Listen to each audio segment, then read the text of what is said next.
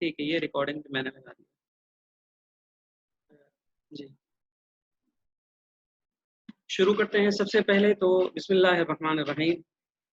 جیسا کہ آپ حضرات کو معلوم ہے کہ ہماری کل کی کلاس بھی رسالت مآب صلی اللہ علیہ وسلم کے ایک درود شریف کے ساتھ خصوصی اہتمام کے ساتھ شروع ہوئی تھی، اور دوسرا ہم نے کل کی کلاس کو تلاوت مبارکہ سے شروع کیا تھا۔ آج بھی ہم اس بات کا اہتمام کریں گے کہ تلاوت کے ساتھ ہماری اس کلاس کو شروع کیا جائے۔ سب سے پہلے میں تلاوت کر لیتا ہوں، پھر انشاءاللہ العزیز اس کلاس کو شروع کرتے ہیں۔ امید ہے سب لوگوں کو میری آڈیو بھی اور اسی طرح وائس بھی اور اسکرین بھی کلیئر آ رہی ہوگی۔ جزاکم اللہ خیر۔ اعوذ باللہ من الشیطان الرجیم، بسم اللہ الرحمن الرحیم۔ ألم نشرح لك صدرك ووضعنا عنك وزرك الذي أنقض ظهرك ورفعنا لك ذكرك فإن مع العسر يسرا إن مع العسر يسرا فإذا فرغت فانصب وإلى ربك فارغب۔ بسم اللہ الرحمن الرحیم۔ سیرت النبی صلی اللہ علیہ وسلم کے اس کورس کی ہماری یہ آج دوسری کلاس ہے، اور جناب نبی کریم صلی اللہ علیہ وسلم کی زندگی مبارکہ، جیسا کہ کل تذکرہ ہوا کہ ہم سب کے لیے زندگی کے ہر لمحے میں یہ سیرت مبارکہ ہمارے لیے مشعل راہ ہے، اور حضور مبارک صلی اللہ علیہ وسلم کی زندگی نہ صرف ہمیں اپنی زندگی کو اچھا گزارنے کے لیے ہمارے لیے بہت زیادہ اہم ہے، بلکہ اسلامی تعلیمات بالخصوص قرآن کریم کو سمجھنے کے لیے بھی بہت زیادہ ضروری ہے۔ کہ قرآن کریم میں لاتعداد ایسے واقعات آتے ہیں کہ جن کا جناب نبی کریم صلی اللہ علیہ وسلم کی زندگی کے ساتھ بڑا گہرا تعلق ہوتا ہے، اور جس کسی کو رسالت مآب صلی اللہ علیہ وسلم کی زندگی کا، حضور کی سیرت کے ان واقعات کا علم ہوتا ہے تو قرآن سمجھنا ان کے لیے آسان ہو جاتا ہے۔ آپ اگر حضرات فقہائے کرام اور حضرات محدثین کی محنت کو دیکھیں، جنہوں نے احادیث کو جمع کیا یا جو مسائل ہیں منتخب مسائل انہیں جمع کیا اور پھر ان کا انتخاب کیا، تو ان مسائل کے پیچھے جناب نبی کریم صلی اللہ علیہ وسلم کی سنت مبارکہ اور رسول اکرم صلی اللہ علیہ وسلم کی پوری زندگی شامل ہوتی ہے، کہ حضور کی ان پوری زندگیوں کو، حضور کی پوری سیرتوں کو دیکھ کر، اعمال کو دیکھ کر جو ہے وہ مسائل مستنبط کیے جاتے ہیں جو حدیث سے ماخوذ ہوتے ہیں۔ تو اس لیے جناب نبی کریم صلی اللہ علیہ وسلم کی زندگی ہمارے لیے ہر جگہ، ہر لمحے میں، ہر زندگی کے ہر موڑ پہ ہمارے لیے مشعل راہ ہے۔ اگر یہ ہم زندگی، حضور کی زندگی کو سمجھ کر اس پر عمل پیرا ہونا شروع ہو جائیں تو جو ایمان کا اور حضور اکرم صلی اللہ علیہ وسلم کے ساتھ محبت کا ہمارا دعویٰ ہے وہ کامل اور مکمل ہو جاتا ہے۔ تو اسی لیے ہماری آج کی دوسری کلاس ہے۔ تو جیسا کہ کل اس بات کا تذکرہ ہوا کہ ہم اپنی سیرت کی اس کلاس کے اندر کچھ خاص باتوں کا اہتمام کرتے ہیں۔ سب سے پہلی ان باتوں میں سے ایک بات یہ ہے کہ ہم باوضو ہو کر کوشش کرتے ہیں کہ کلاس میں شرکت ہوں، تاکہ اللہ سبحانہ و تعالیٰ کی طرف سے جو برکتیں اور جو رحمتیں خصوصی نازل ہونی ہیں اس کا کچھ نہ کچھ حصہ اس خاص عمل کی وجہ سے بھی ہمارے حصے میں آ جائے۔ اور پھر اسی طرح دوسرا ہم اس بات کا اہتمام کرتے ہیں کہ درود شریف ان عام روٹین کی ہماری لائف کے اندر بھی رسالت مآب صلی اللہ علیہ وسلم پر درود شریف کا خاص اہتمام ہونا چاہیے، کہ جیسے حضور صلی اللہ علیہ وسلم نے فرمایا من صلی علیہ مرتن صلی اللہ بہا عشرہ، کہ جو مجھ پر ایک دفعہ درود بھیجتا ہے اللہ اس پر 10 رحمتیں بھیجتا ہے۔ اور کل جیسا کہ آپ سے ہم نے ریکویسٹ کی تھی کہ ان خاص 6 دنوں کے اندر جب ہم سیرت کی کلاسیں پڑھ رہے ہیں تو ہمیں چاہیے کہ ہم درود شریف کا بہت زیادہ اہتمام کریں، اور پھر دعاؤں کا بھی خصوصی اہتمام کریں، اور پھر اسی طرح کلاس میں ہم مکمل توجہ اور انہماک سے حاضر ہوں۔ جو کچھ ہمیں سمجھ میں آ رہا ہو ہم اس پر عمل پیرا، تاکہ ہم اس پر عمل پیرا ہو سکیں اور اچھے طریقے سے باتیں سمجھ میں آ جائیں۔ اور اس پر یہ بات بھی ہم نے آپ سے ذکر کیا تھا کہ یہ جو جناب نبی کریم صلی اللہ علیہ وسلم کی سیرت مبارکہ ہے، یہ 1 یا 2 دن کی زندگی نہیں ہے، بلکہ اگر اس کو پڑھانے بیٹھ جائے تو اس پہ سالوں لگ سکتے ہیں۔ اور تفصیل اور بسط اس کے اندر اتنا ہے کہ جتنی بھی تفصیلیں کی جائے حضور اکرم صلی اللہ علیہ وسلم کی زندگی کی، پھر بھی وہ کہتے ہیں نا کہ عمریں ختم ہو جاتی ہیں، لیکن جناب نبی کریم صلی اللہ علیہ وسلم کی سیرت کے جو مختلف پہلو ہیں، لازوال پہلو ہیں، وہ ختم نہیں ہوتے۔ تو اسی لیے ہم نے کوشش کی ہے کہ ان 6 دنوں کے اندر حضور کی سیرت کا جو خلاصہ ہے زندگی کا، وہ آپ کے سامنے آ جائے، اور پھر اس خلاصے میں جو عملی پہلو ہیں وہ آپ کے سامنے آ جائیں۔ تو اسی لیے کلاس کے اندر مکمل توجہ اور انہماک سے حاضری جو ہے وہ بہت زیادہ ضروری ہے۔ اور پھر اسی طرح ہم نے ہیڈ فون کا استعمال کرنا ہے تاکہ آواز جو ہے وہ صاف سنائی دے، اور آواز کے اندر کسی قسم کی کوئی ڈسٹربنس آپ کو بھی نہ ہو اور مجھے بھی نہ ہو۔ اور ایک دفعہ پھر گزارش ہے، جو نئے لوگ تشریف لائے ہیں اپنی مائک کو جو ہے وہ آپ حضرات میوٹ کر لیں، اور پھر اسی طرح ویڈیو جو ہے وہ آف کر لیں۔ جی، ہماری 6 دن کی جو کلاسز ہیں اس میں ہماری کچھ ترتیب اس طرح کی ہوگی۔ ہمارا جو کل کا دن گزر چکا ہے اس میں ہم نے کورس کا تعارف پہلے آپ حضرات کے سامنے رکھا، اور پھر رسالت مآب صلی اللہ علیہ وسلم کی ولادت سے پہلے کی جو زندگی ہے، بالخصوص اس دور میں جو مذاہب تھے اور جو حالات تھے وہ کس طرح کے تھے، وہ آپ حضرات کے سامنے ہم نے بیان کیے۔ ایک دفعہ میں ان کا خلاصہ کوشش کروں گا کہ کر لوں جو نئے ساتھی تشریف لائے ہیں۔ اور ہماری جو آج کی کلاس ہے اس میں بعد از ولادت تا نبوت، کہ جناب نبی کریم صلی اللہ علیہ وسلم اس دنیا میں جب تشریف لائے، وہاں سے لے کر نبوت تک، یعنی حضور کو جب بعثت ملی اس وقت تک یہ سارا جو 40 سال کا زمانہ ہے، اس میں کون سی اہم باتیں پیش آئیں۔ یعنی آج کی کلاس میں ہم جناب نبی کریم صلی اللہ علیہ وسلم کا بچپن، یعنی حضور صلی اللہ علیہ وسلم کی جو ارلی لائف تھی، بالکل بچپنے کی زندگی تھی وہ، اور پھر اس کے بعد لڑکپن کی زندگی، اور پھر اس کے بعد جوانی کی زندگی، یہ 40s تک جو ایج ہے جناب نبی کریم صلی اللہ علیہ وسلم کی، اس میں جو اہم اہم واقعات ہیں آج کی کلاس میں ہم ان کو کور کرنے کی کوشش کریں گے۔ اور پھر تیسرے دن کی ہماری جو کل کی کلاس ہوگی اس میں بعد از نبوت تا ہجرت، یعنی یہ جو 13 سال کا زمانہ ہے حضور صلی اللہ علیہ وسلم میں، ان 13 سالوں میں جو مکہ میں مقیم رہے کون کون سے اہم واقعات پیش آئے۔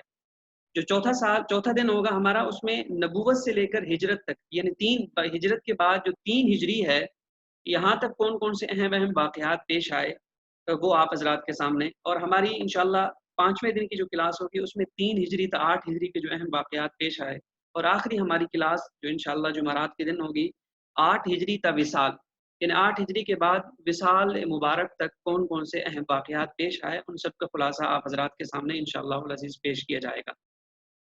جو حضرات تشریف لائے ہیں آج، تو ان حضرات سے گزارش یہ ہے کہ انشاءاللہ العزیز اس کلاس کی اختتام تک کل کی کلاس کا جو خلاصہ ہے، ایک تو آڈیو کی صورت میں باقی ساتھیوں کو بھیج دیا گیا تھا وہ، اور پھر اسی طرح PDF فائل کی صورت میں اس کو خلاصہ بھیج دیا جائے گا۔ باقی ہم نے کل کی کلاس میں ولادت سے پہلے کے حالات پڑھے تھے کہ اس وقت دنیا کے اندر بہت سارے ایسے مذاہب تھے جو مختلف خطوں کے اندر رائج تھے، اور پھر حالات اس دور میں یہ تھے،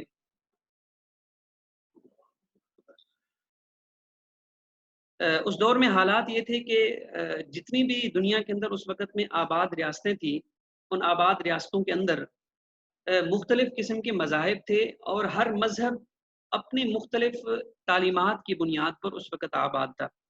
اور حالات کے ضمن میں ہم نے یہ پڑھا کہ جناب نبی کریم صلی اللہ علیہ وسلم حضرت ابراہیم علیہ الصلاۃ والسلام کی نسل مبارک سے ہیں۔ حضرت ابراہیم علیہ الصلاۃ والسلام کو اللہ تعالیٰ نے 2 بیٹے عطا کیے تھے، ایک حضرت اسحاق علیہ السلام اور دوسرے حضرت اسماعیل علیہ السلام۔ حضرت اسحاق علیہ الصلاۃ والسلام کی نسل سے بنی اسرائیل کے تمام انبیاء کا سلسلہ مبارک چلا، اور حضرت اسماعیل علیہ الصلاۃ والسلام کی نسل سے سرکار دو عالم صلی اللہ علیہ وسلم صرف اس دنیا میں تشریف لائے۔ اور حضور اکرم صلی اللہ علیہ وسلم جناب ابراہیم علیہ السلام کی سلسلہ مبارک سے ہیں، تو حضرت ابراہیم کا پہلے قیام عراق کے اندر تھا۔ انہوں نے عراق سے شام کی طرف ہجرت کی، اور پھر شام سے انہوں نے فلسطین کی طرف ہجرت کی، اور فلسطین سے پھر انہوں نے ہجرت کی مکۃ المکرمہ کی طرف۔ اور مکۃ المکرمہ میں حضرت اسماعیل علیہ الصلاۃ والسلام کو بچپن کے اندر وہ چھوڑ کے گئے، حضرت اسماعیل علیہ السلام وہاں آباد ہوئے اور مکہ کو دوبارہ آباد کیا گیا، اور پھر حضرت اسماعیل علیہ الصلاۃ والسلام کی نسل سے जनाब नबी करीम सल्लल्लाहु अलैहि वसल्लम तशरीफ़ लेकर आए। फजल सबूर आपसे गुजारिश ये है कि काइंडली मेहरबानी फरमाएं कि अहमद हम्माद साहब की कॉल आ रही है, उन्हें कोड सेंड कर दें ताकि वो क्लास में आ सकें। जज़ाकल्लाहु खैर। जी, तो जनाब नबी करीम सल्लल्लाहु अलैहि वसल्लम जो है वो हज़रत इस्माईल अलैहिस्सलातु वस्सलाम की नस्ल से हैं, और हुज़ूर सल्लल्लाहु अलैहि वसल्लम की विलादत जो है वो आमुल फ़ील के साल, जिस साल अबरहा के लश्कर ने मक्कतुल मुकर्रमा पर हमला करने की जसारत और कोशिश की थी, इस वाक़े के 50 या 55 दिन के बाद जनाब नबी करीम सल्लल्लाहु अलैहि वसल्लम की विलादत हुई। और हुज़ूर के ख़ानदान का जो सिलसिला नसब है वो मैं इख्तिसारन आपके सामने बयान कर देता हूँ ताकि दूसरी क्लास शुरू हो सके। वो हुज़ूर का नसबनामा हज़रत अदनान तक महफूज़ है। जैसा कि उलमा बयान करते हैं कि मोहम्मद बिन अब्दुल्लाह बिन अब्दुल मुत्तलिब बिन हाशिम बिन अब्द मनाफ बिन कुसई बिन किलाब बिन मुर्रा बिन काब बिन लुबी बिन गालिब बिन फ़हर बिन मालिक बिन नज़र बिन किनाना बिन खुज़ैमा बिन मुदरिका बिन इलियास बिन नज़र बिन नज़ार बिन माद बिन अदनान, यहाँ तक अदनान तक जो जनाब नबी करीम सल्लल्लाहु अलैहि वसल्लम का नसबनामा है ये महफूज है। और हज़रत अब्दुल्ला जनाब नबी करीम सल्लल्लाहु अलैहि वसल्लम के वालिद मुबारक का नाम है, और फिर हज़रत अब्दुल मुत्तलिब रसूलुल्लाह सल्लल्लाहु अलैहि वसल्लम के दादा का नाम है, और हज़रत हाशिम हज़रत अब्दुल मुत्तलिब के वालिद यानी जनाब नबी करीम सल्लल्लाहु अलैहि वसल्लम के जद्द अमजद का नाम है। ये हुजूर का सिलसिला नसब है। फिर हुजूर का पूरा ख़ानदान है, उस ख़ानदान का पूरा शजरा नसब है, इंशाअल्लाह वो भी आप हज़रात से शेयर किया जाएगा। आज की क्लास को हम शुरू करते हैं। सबसे पहले आज की क्लास में रसूलुल्लाह सल्लल्लाहु अलैहि वसल्लम का जो बचपन है और जो लड़कपन है जी, जी मैं इंशाअल्लाह शेयर कर देता हूँ। वो नक्शा आखिर में मैं आप हज़रात को दिखा सकता हूँ। आज की क्लास शुरू होने से पहले एक बात ये है कि हमारे भाई हैं फजल सबूर, उन्होंने कल एक नया नक्शा सामने लाया है जो उस दौर में जो आबाद जितनी भी रियासतें थी उसका नक्शा है। बड़ा खूबसूरत मैप है, उसके अंदर बड़ा डिटेल्ड है। इंशाल्लाह कोशिश करेंगे आखिर में आपसे शेयर करें। और फिर इसी तरह बिहम्दिल्लाह आज हमारी जूम की जो क्लास है वो भी मुसलसल चलेगी। 40 मिनट का जो हमारा इशू था वो भी रिजॉल्व हो गया। हम लाइसेंस जो है वो सॉफ्टवेयर यूज़ कर रहे हैं। इसमें भी हमारे एक अजीज़ मोहतरम ने शफ़क़त फ़रमाई है। अल्लाह ताला दुआ फ़रमाए, अल्लाह ताला उनके माल, इज़्ज़त में, जान, आबरू में अल्लाह ताला बरकत अता फ़रमाए। काफ़ी परेशानी थी लेकिन अल्लाह सुब्हानहू व तआला ने उनके ज़रिए जो है मदद फ़रमा ली। जज़ाकल्लाहु खैर। जी, आज की क्लास में रसूलुल्लाह सल्लल्लाहु अलैहि वसल्लम के बचपन और रसूलुल्लाह सल्लल्लाहु अलैहि वसल्लम के लड़कपन के बारे में हम पढ़ेंगे। कल की क्लास में हमने पढ़ा कि हुज़ूर सल्लल्लाहु अलैहि वसल्लम की जब बचपन पैदाइश हुई, तो वो पैदाइश रसूलुल्लाह सल्लल्लाहु अलैहि वसल्लम की बाज़ रिवायात में 9 रबीउल अव्वल और बाज़ रिवायात में 12 रबीउल अव्वल आता है। उन दोनों में से दोनों रिवायात आती हैं कि रसूलुल्लाह सल्लल्लाहु अलैहि वसल्लम की पैदाइश हुई। जब पैदाइश हुई तो 3 या 4 रोज़ तक 3 या 4 रोज़ तक जनाब नबी करीम सल्लल्लाहु अलैहि वसल्लम अपनी वालिदा माजिदा की तरबियत में रहे। अब यहाँ पर 2 अल्फ़ाज़ इस्तेमाल हुए, एक हज़ानत, दूसरा रज़ाअत। ये दोनों तरबियत के माना में इस्तेमाल होते हैं कि बचपन की जो रसूलुल्लाह सल्लल्लाहु अलैहि वसल्लम की तरबियत थी, ये किन लोगों ने की। तो रसूलुल्लाह सल्लल्लाहु अलैहि वसल्लम पहले 3 या 4 रोज़ तक अपनी वालिदा माजिदा की तरबियत में रहे। फिर उसके बाद अबू लहब जो थे, आप सल्लल्लाहु अलैहि वसल्लम के चचा, जो बाद में आप सल्लल्लाहु अलैहि वसल्लम के बड़े मुखालिफ भी हुए, उनकी एक आज़ाद करदा औरत थी सोबिया नाम से। रसूलुल्लाह सल्लल्लाहु अलैहि वसल्लम उनकी तरबियत में भी कुछ अरसा रहे। फिर 4 साल तक, और बाज़ रिवायात में आता है कि 6 साल का ज़माना, 3 साल पहले 3 साल बाद में, बाज़ रिवायात में आता है 2 साल पहले और 2 साल बाद में हज़रत हलीमा सादिया की तरबियत में रहे। अब यहाँ पर एक सवाल पैदा होता है कि ये कैसे हो सकता है कि जब रसूलुल्लाह सल्लल्लाहु अलैहि वसल्लम की पैदाइश होती है तो वालिदा माजिदा ये देखती हैं कि रसूलुल्लाह की जब पैदाइश होती है, हज़रत हलीमा से एक रिवायत है, वो फरमाती हैं कि जैसे ही हुज़ूर सल्लल्लाहु अलैहि वसल्लम की पैदाइश हुई तो सुबह का वक़्त था। उस वक़्त हज़रत हलीमा फरमाती हैं कि मेरा घर पूरा नूर से और रोशनी से भर गया, एक रिवायत। और दूसरी ये रिवायत आती है जो हज़रत आमना के साथ एक औरत और ख़ातून थी, उनका नाम था फ़ातिमा। ये फ़ातिमा दूसरी हैं जो हज़रत आमना के साथ होती थी।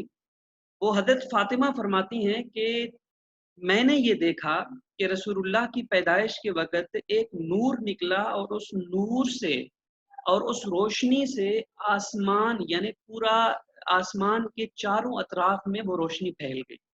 आसमान के चारों अतराफ में वो रोशनी फैल गई। یعنی اب آپ دیکھیں، یعنی ایک طرف جب حضور سرور کونین صلی اللہ علیہ وسلم کی پیدائش ہو رہی ہے تو یہ واقعات ہو رہے ہیں، اور پیدائش سے پہلے حضرت حلیمہ فرماتی ہیں، حضرت آمنہ فرماتی ہیں کہ رسول اللہ صلی اللہ علیہ وسلم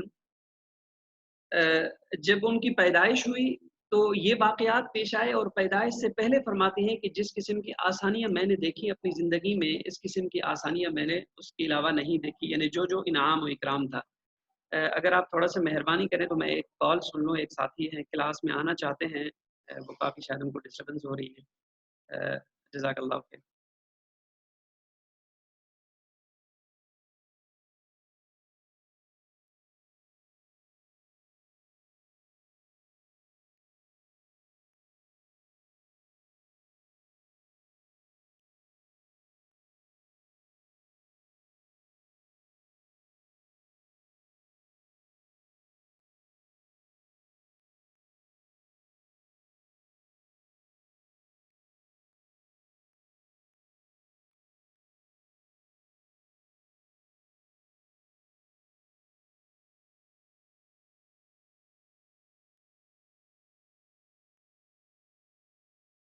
جی السلام علیکم، انتہائی معذرت تکلیف کے لیے، وہ یہ ساتھی کافی محبت سے اتنی کالنگ کر رہے تھے واٹس ایپ پہ، میں نے مناسب سمجھا کہ ان کی کال کو اٹینڈ کر لیا جائے، اور میں نے وہ کوڈ انہیں بھیج دیا ہے۔ جی، تو بات یہ چل رہی تھی کہ جب آپ صلی اللہ علیہ وسلم اتنی ساری معجزات کے ساتھ اس دنیا میں تشریف لائے تو پھر کیا وجہ تھی؟ یہ سوال ذہن میں آتا ہے کہ کیا وجہ تھی کہ انہیں دوسری عورتوں کی تربیت میں دیا گیا؟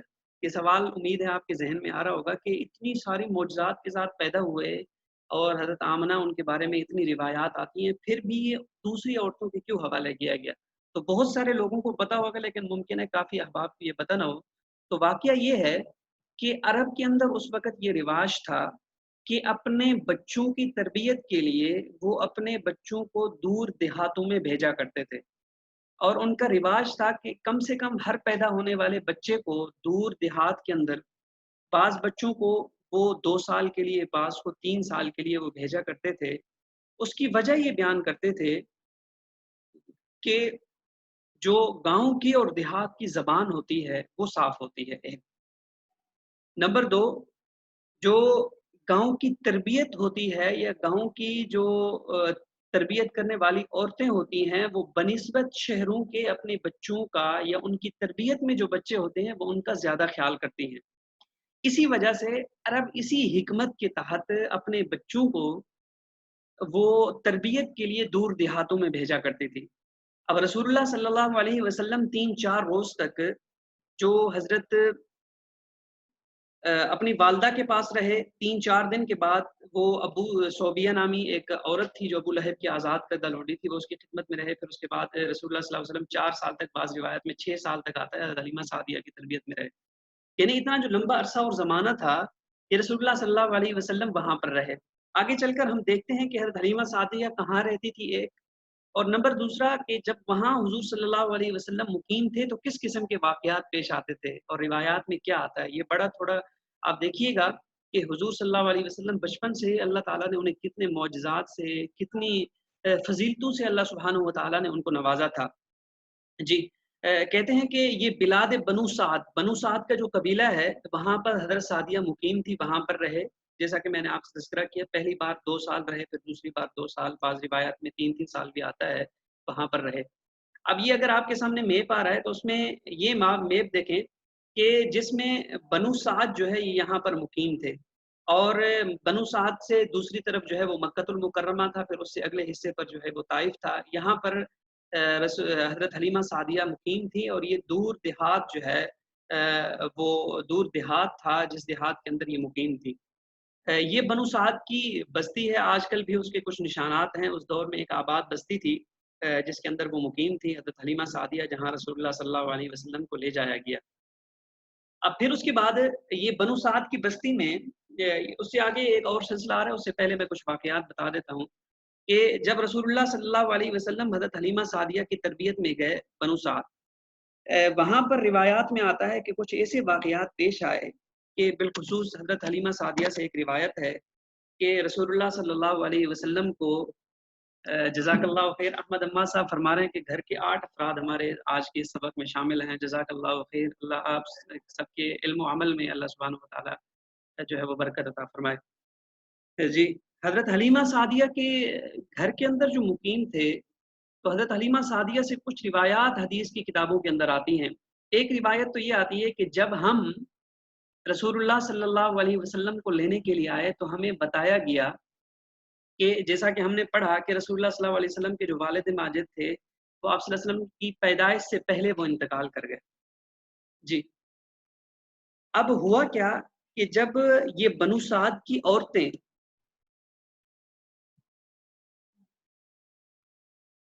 جی یہ بنو سعد کی عورتیں جب بچوں کو لینے کے لیے کچھ عرصے کے بعد یہ مکۃ المکرمہ اور جو آباد شہر تھے وہاں تشریف لایا کرتی تھی. حضرت حلیمہ سعدیہ سے روایت ہے کہ اس زمانے میں ہم اپنی پورے اس علاقے کی عورتوں کے ساتھ اور مردوں کے ساتھ بچے لینے کے لیے مکۃ المکرمہ آئیں اور ان کے بدلے میں انہیں بہت سارا معاوضہ بھی ملتا تھا. تو حضرت حلیمہ سعدیہ فرماتی ہیں کہ جب ہم بچے لینے کے لیے مکۃ المکرمہ پہنچی تو وہاں پر ہمیں بتایا گیا کہ ایک گھر کے اندر ایک ایسا بچہ ہے جو یتیم ہے. حضرت حلیمہ سعدیہ فرماتی ہیں کہ میں جا کر جب مجھے وہاں معلوم ہوا، میرا جانا ہوا، جب مجھے یہ معلوم ہوا کہ یہ حضرت صوبیہ ہیں یا سویبہ ہیں، دونوں روایات آتی ہیں، حضرت صوبیہ بھی سویبہ بھی. جزاک اللہ، آپ نے اچھی بات کی طرف نشاندہی کروائی، یہ سامنے آ گئی. جزاک اللہ. سویبہ صوبیہ. جزاک اللہ. حضرت حلیمہ سعدیہ فرماتی ہیں کہ جب مجھے معلوم ہوا اور ہمارے ساتھ آنے والے قافلے میں عورتوں کو معلوم ہوا کہ یہ رسول اللہ صلی اللہ علیہ وسلم تو کسی یتیم کے بچے ہیں، تو ہم سب کے دلوں میں یہ فیصلہ اور خیال آیا کہ اس یتیم کے بدلے میں یہ یتیم کی تربیت کے عوض ہمیں کیا ملے گا. تو اسی لیے کہتے ہیں سب عورتوں نے انکار کر لیا. حضرت حلیمہ سعدیہ فرماتی ہیں کہ آخر میں حالت اور کیفیت یہ ہو گئی کہ میرے ساتھ قافلے میں آنے والی ساری عورتوں کو بچے مل گئے تربیت کے لیے. کہتے ہیں کہ میرے لیے کوئی بچہ بھی نہیں بچا تھا سوائے اس یتیم کے. کہتی ہے کہ میں نے اپنے شوہر سے کہا، اپنے خاوند سے، کہ اب بچہ تو کچھ نہیں ہے، ہم بس اس یتیم کو ہی لے کے چلتے ہیں. اب دیکھیں نا کہ خدا کی قسمت حضرت حلیمہ سعدیہ کے گھر کو جو ہے وہ کس طریقے سے نوازنا چاہا اللہ سبحانہ و تعالیٰ نے. فرماتی ہے کہ آخر میں ہم نے اس یتیم کو لے لیا. روایات میں آتا ہے حضرت حلیمہ سعدیہ فرماتی ہے کہ جب ہم آئے تھے تو ہماری جو اونٹنی تھی وہ چلنے والوں میں قافلے میں سب سے آخر میں چل رہی تھی، لیکن جب اس در یتیم کی سواری ہوئی ہماری اونٹنی پر تو ہماری اونٹنی کی رفتار دوسرے قافلے کی اونٹنیوں سے اور سواریوں سے تیز ہو گئی. جب ہم واپس جا رہے تھے، واپس جاتے ہوئے ہم سب کی سواری جو ہے وہ اونٹنی قافلے سے آگے نکل جاتی تھی ہمیشہ. کہتے جب وہاں پر پہنچے بنو سعد قبیلے کے اندر تو روایات میں آتا ہے کہ رسول اللہ صلی اللہ علیہ وسلم فرماتے ہیں کہ میرے گھر کے اندر کوئی یتیم بچہ نہیں آیا بلکہ اللہ سبحانہ و تعالیٰ کی خصوصی رحمت ہمارے گھر کے اندر آ گئی ہے. اور پھر اس کے بعد بہت سارے واقعات ہیں. اگر آپ سیرت کو دیکھیں گے، ٹائم کی قلت بھی ہے، تو سیرت کی ان تمام واقعات میں حضرت حلیمہ سعدیہ کے بعد یہ 4 سال جو آپ صلی اللہ علیہ وسلم مقیم رہے تو بہت سارے واقعات ایسے پیش آئے جو واقعات معلوم ہوتا ہے کہ رسالت مآب صلی اللہ علیہ وسلم بچپن سے ہی اللہ تعالیٰ نے جو نبوت کی نشانیاں تھیں رسول اللہ صلی اللہ علیہ وسلم میں ظاہر کر دی تھی. تو انشاءاللہ باقی کتابوں کی طرف بھی آپ کی رہنمائی کی جائے گی. تو یہ یہاں تک حضانت اور رضاعت کے واقعات ہیں.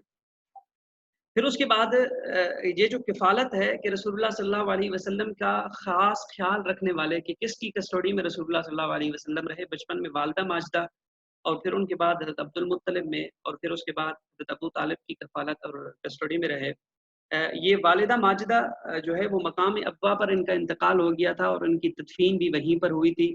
یہ ابوا کہاں پر ہے آگے میپ میں آپ کو سمجھایا جائے گا. اس وقت رسول اللہ صلی اللہ علیہ وسلم کی عمر جو ہے وہ 6 سال تھی. یعنی اب دیکھیں نا کہ جس کا سہارا اور جس کا وارث اللہ کی ذات خود ہو، جس کو سنبھالنے والی اللہ کی ذات خود ہو، اور پھر اسی طرح اللہ سبحانہ و تعالیٰ کی ذات اپنے محبوب کو کسی کی خاص کفالت میں اللہ کی ذات نے دینا بھی نہیں چاہا. اسی لیے رسول اللہ صلی اللہ علیہ وسلم کی جو والد ماجد تھے ان کا انتقال حضور کی پیدائش سے پہلے ہو گیا، اور والدہ ماجدہ کا انتقال جو ہے وہ رسول اللہ صلی اللہ علیہ وسلم کی عمر کے 6 سال میں ہو گیا. اور پھر حضرت عبد المطلب یہ رسول اللہ صلی اللہ علیہ وسلم کے دادا تھے، دادا جد امجد تھے، ان کی تربیت میں آئے، ان کا انتقال جو ہے وہ مکہ مکرمہ میں ہوا، اور مقام ہجوم جو مکہ المکرمہ کے قریب ہے وہیں پر ان کی تدفین ہوئی۔ اس وقت رسول اللہ صلی اللہ علیہ وسلم کی عمر 8 سال تھی۔ جو حضرات کمیشن کے پیپر دینا چاہتے ہیں، جو اسٹوڈنٹس ہیں، یہ تاریخیں یاد کر لیں کہ جو والدہ ماجدہ ہیں ان کا انتقال رسول اللہ صلی اللہ علیہ وسلم کی عمر نبی کے 6 سال میں ہوا تھا، اور حضرت عبد المطلب جو ہے جب ان کی تربیت میں آئے تو رسول اللہ صلی اللہ علیہ وسلم کی عمر 8 سال تھی، اس وقت جو ہے حضرت عبد المطلب کا بھی انتقال ہو گیا۔ پھر حضرت ابو طالب کی کفالت اور تربیت میں آئے رسول اللہ صلی اللہ علیہ وسلم۔ پھر حضرت ابو طالب جو ہے وہ رسول اللہ صلی اللہ علیہ وسلم کی حیاتی میں جی، حضرت ابو طالب جو ہے وہ رسالت مآب صلی اللہ علیہ وسلم کی جو ہے وہ رسالت مآب صلی اللہ علیہ وسلم کی مثال کے طور پر جیسے کہ ہمارے گھروں میں ہوتا ہے کہ کوئی ہمارا ایک سرپرست ہوتا ہے، تو رسالت مآب صلی اللہ علیہ وسلم کے حضرت ابو طالب سرپرست تھے، اور حضرت ابو طالب کا انتقال جو ہے وہ عمر نبوی کے 50 سال میں ہوا تھا، یعنی ہجرت سے 3 سال پہلے، جس کو عام الحزن کا سال بھی کہا جاتا ہے، آگے آئے گا، جس میں حضرت خدیجہ رضی اللہ تعالی عنہا کا بھی انتقال اسی سال کے اندر ہوا تھا جب رسول اللہ صلی اللہ علیہ وسلم کی زندگی 50 سال تھی، اور ان کی تدفین جو ہے وہ مقام ہجوم کے اندر ہوئی تھی۔ اب ہوا یہ تھا واقعہ کہ والدہ ماجدہ رسول اللہ صلی اللہ علیہ وسلم کی مدینہ تشریف لے گئی تھی، جس کا پرانا نام یثرب ہے۔ یہ بھی ایک سوال زیادہ تر آتا ہے کہ مدینہ کا پرانا نام کیا ہے؟ مدینہ کا پرانا نام یثرب تھا۔ وہاں پر تشریف لے گئی تھی، وہاں سے واپس مکہ المکرمہ تشریف لے کر آ رہی تھی۔ جب مقام ابوا پہنچی تو رسالت مآب صلی اللہ علیہ وسلم کی والدہ ماجدہ کا اسی مقام یعنی مقام ابوا کے اندر ان کا انتقال ہو گیا تھا، مکہ المکرمہ کے راستے کے اندر۔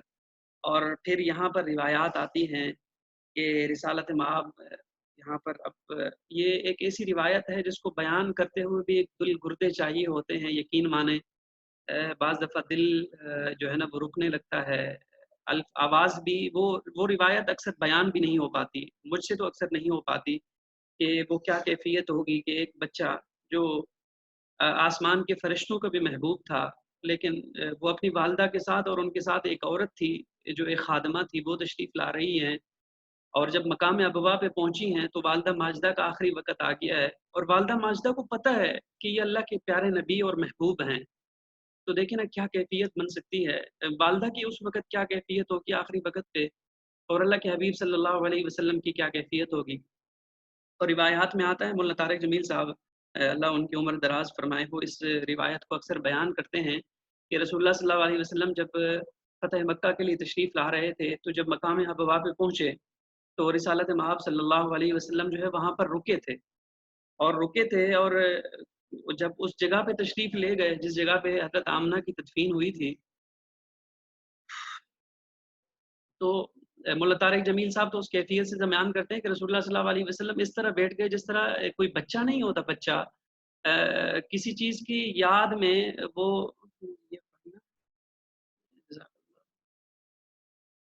نہیں، یہ سید محمد علی شاہ نے کیا کہا، یہ پڑھنا نہیں ہے، آپ سنتے جائیں صرف، پھر انشاءاللہ آخر میں دہرا لیں گے ایک دفعہ۔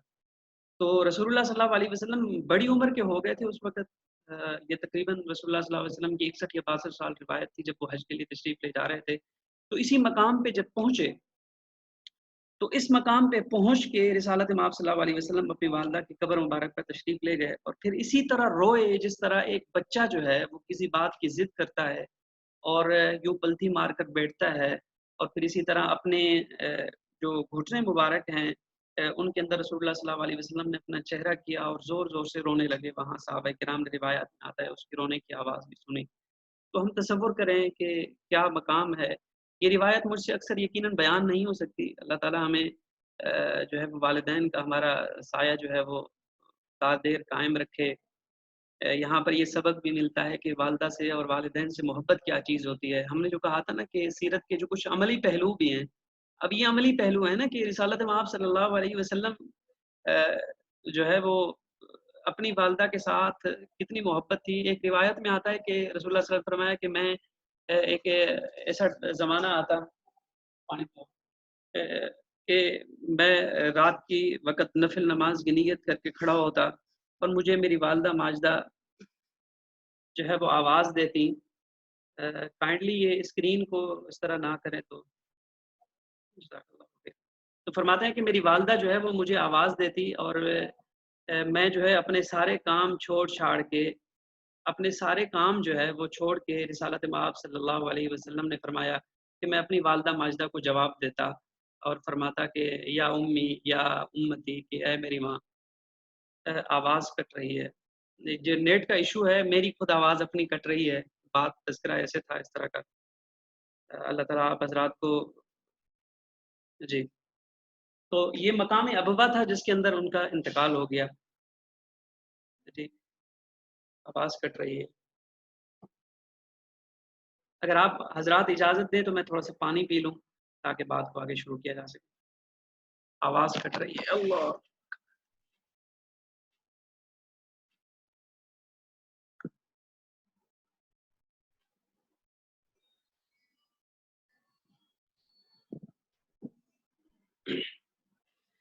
جی، جزاک اللہ خیر۔ آپ حضرات بتا سکتے ہیں کہ ابھی آواز کلیئر ہے؟ اگر کسی کو کوئی اس طرح کی آواز کا ایشو ہے تو کائنڈلی ایک مہربانی فرما کے ایک دفعہ دوبارہ لاگ ان ہو جایا کریں میٹنگ میں۔ پانی پی لیں، اتنی کمزور دل میں۔ جزاک اللہ۔ اللہ تعالیٰ آپ حضرات کو ہمت دے۔ مجھے بعض دفعہ یہاں پر ایک بات بتاتا چلوں، وہ کچھ باتیں ہیں، ہمارا تذکرہ بھی چلتا رہے گا۔ وہ یہ ہے کہ میں نے آپ حضرات کو جو وہ ایک گوگل کا فارم بھیجا تھا، وہ گوگل فارم میں میں نے آپ حضرات کے کمنٹس پڑھے۔ یقیناً مجھے اتنی بڑی ہمت ہوئی، رات کو میں بیٹھ کر 11-12 بجے تک کام کرتا رہا ہوں پی پی ٹی پر بھی، پھر اسی طرح جو ہے وہ مطالعہ بھی میں کرتا رہا ہوں۔ یہ ساری آپ حضرات کی شوق اور جذبے کو دیکھ کر ہی یہ ساری چیزیں ممکن ہوتی ہیں۔ میرا جذبہ بھی الحمدللہ جوان ہے۔ اللہ تعالیٰ آپ کو بھی ہمت عطا فرمائے۔ جی، تو یہاں پر یہ پڑھ رہے تھے کہ رسول اللہ صلی اللہ علیہ وسلم کی والدہ ماجدہ کا یہاں مقام ابواق میں انتقال ہو گیا مدینہ منورہ سے واپس آتے ہوئے۔ اب یہ جو میدان بدر کے قریب جو ہے یہ مقام ابوا ہے، یہ پورا کیا صحرائی علاقہ ہے۔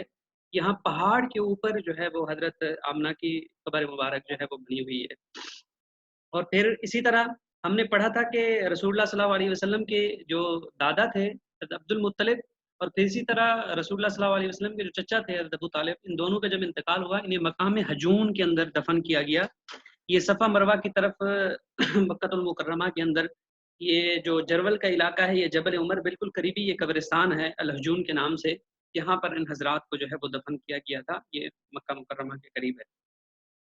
جی، ہمارے آج کے سبق کا دوسرا حصہ، سب سے پہلا حصہ بچپن، یہ رسول اللہ صلی اللہ علیہ وسلم کا بچپن تھا، اور پھر اس کے بعد یہ رسول اللہ صلی اللہ علیہ وسلم کا لڑکپن ہے، یعنی 8 سال کی عمر کے اندر جب ان کے دادا کا انتقال ہو گیا، وہ تربیت میں آئے، تو رسول اللہ صلی اللہ علیہ وسلم نے لڑکپن کی عمر کے اندر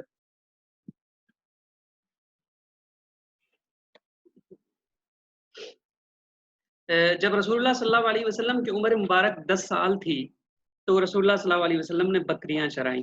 اب بکریاں کیوں چرائیں اس کی حکمت پر آگے چل کر بات ہوتی ہے۔ اور دوسرا، 12 سال کی عمر میں رسول اللہ صلی اللہ علیہ وسلم نے شام کا پہلا سفر کیا تھا۔ یہ آپ حضرات تاریخیں لازمی یاد رکھیں، سوال بھی ہو سکتا ہے، جو حضرات اسٹوڈنٹس ہیں وہ لکھ لیں ان کو اپنے پاس۔ یہ دو، حرب الفجار اور حلف الفضول، یہ ان کے نام یاد کر لیں، یہ کیا ہیں آگے چل کر ڈیٹیل کے ساتھ ان کو ڈسکس کرتے ہیں۔ اس وقت رسول اللہ صلی اللہ علیہ وسلم کی عمر 14 یا 15 سال تھی، اور جو حلف الفضول ہوا تھا اس کے اندر بھی رسول اللہ صلی اللہ علیہ وسلم کی عمر 14 یا 15 سال تھی۔ متعدد روایات آتی ہیں، بعض روایات میں 16 اور 18 سال کی عمر بھی آتی ہے، لیکن یہ آپ واقعات یاد کر لیں یہ کیا ہیں۔ یعنی رسول اللہ صلی اللہ علیہ وسلم نے بکریاں چرائیں 10 سال کی عمر میں، شام کا پہلا سفر کیا 12 سال کی عمر میں، حرب الفجار میں شریک ہوئے 14 یا 15 سال کی عمر میں، اور حلف الفضول میں شریک ہوئے 14 یا 15 سال کی عمر میں۔ یہ رسول اللہ صلی اللہ علیہ وسلم کا لڑکپن تھا۔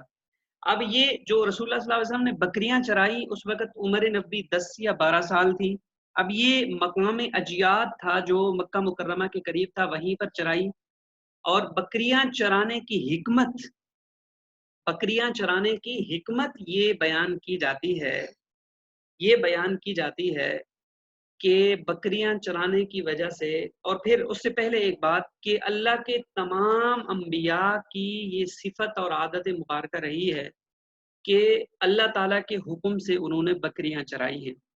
بکریاں چرانے کی حکمت یہ بیان کی جاتی ہے کہ بکریوں کی طبیعت کے اندر ٹھہراؤ نہیں ہے، کہ اگر آپ کوئی انسان بکریوں کا ریوڑ لے کے چلتا ہے تو آپ بکریوں کے ریوڑ کو کسی ایک ہی جگہ پر ایک ہی ترتیب کے ساتھ نہیں چلا سکتے، اور ان کو اس ریوڑ بکریوں کے ریوڑ کو چلانے کے لیے اور ان کی تربیت کے لیے انسان کو حد سے زیادہ محنت اور کوشش کرنی پڑتی ہے۔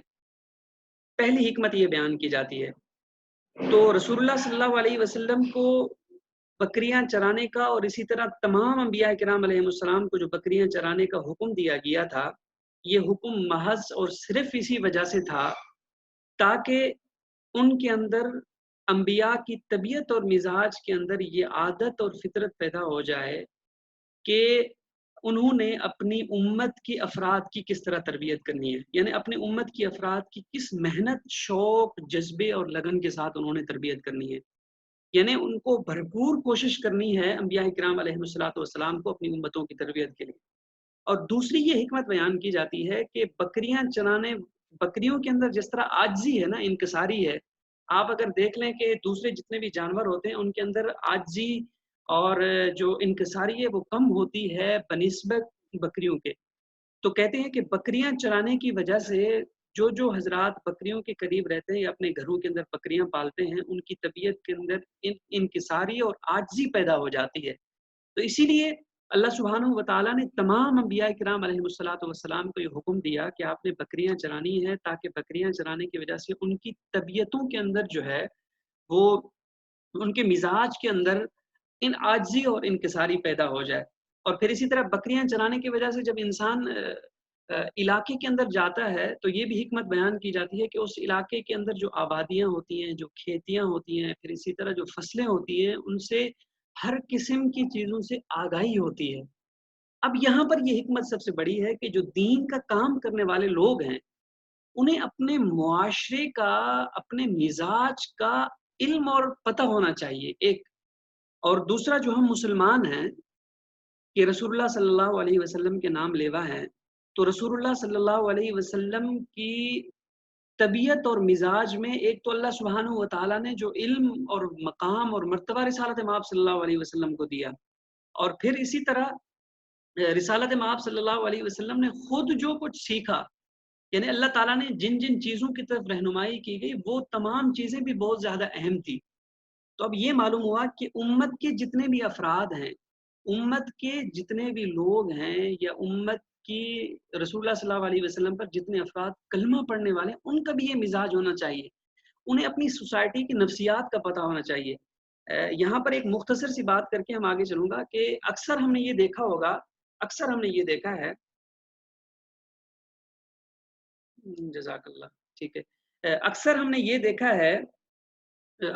دیکھا ہے کہ بعض دفعہ ہم کسی سے بات کر رہے ہوتے ہیں، اس کو کنونس نہیں کر پا رہے ہوتے، بالخصوص ہمارے یہ جو نوجوان نسل ہے نا، ہم کسی کو نماز کے لیے کہتے ہیں تو اگلا گراؤنڈ جانے کے لیے تو تیار ہے، اگلا جو نوجوان ہے، میرا دوست ہے، میرا ساتھی ہے، میرے ساتھ کھیلنے کے لیے تو تیار ہے، میرے ساتھ گیم کرنے کے لیے تیار ہے، لیکن جب میں اس کو نماز کا کہتا ہوں تو اس کی مزاج اور طبیعت نہیں ہمارے ساتھ۔